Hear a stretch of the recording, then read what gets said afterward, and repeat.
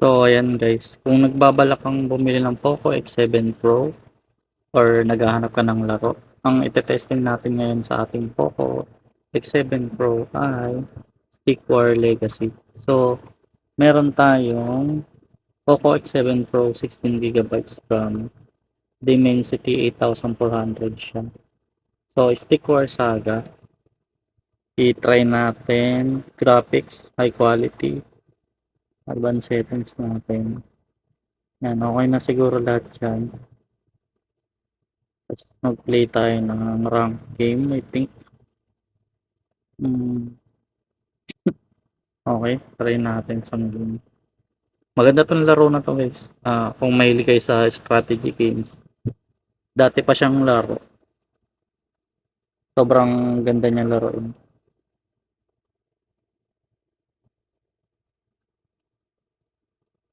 Ayan, ang tagal mag-find match. Waiting for players. Sobrang recommended ko to. Tapos naghahanap rin ako ng kalaro if ever na maglalaro kayo na ito. Ayan, may kalaban na tayo. So usually ang ginagawa ko lang dito is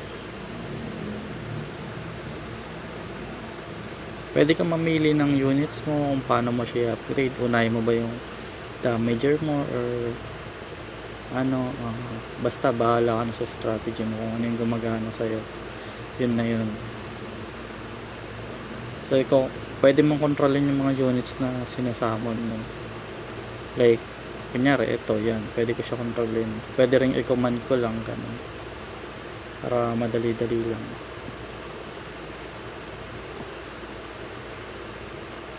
Ang pangit lang kasi dito pag naglaro ka sa online, masyadong advantage yung mga nagbayad ng game kasi magagamit nila yung mga ano, ibang ano ba yun, faction ba tawag yun, ganun.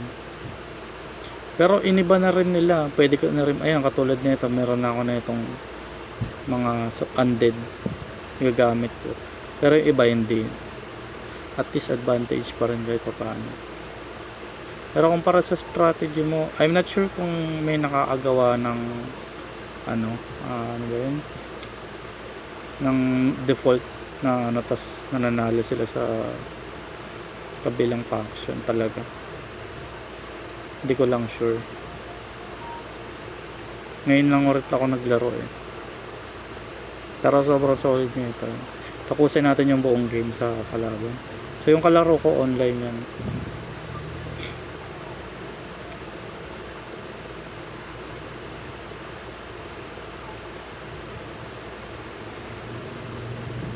Recommended ko dito kung mahilig kayo sa hardcore or ano, ilaruin nyo yung ano, insane mode sa campaign nya.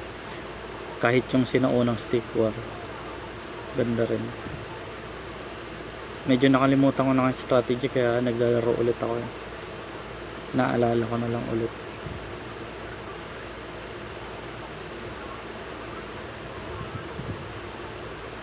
Wala siya tauhan.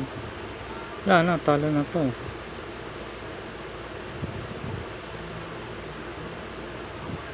Tao niya dalawang minors tas isang ano, pinilit. Paano siya mananalo pag ganito? Wala. Nag-DC yata or ano, ewan.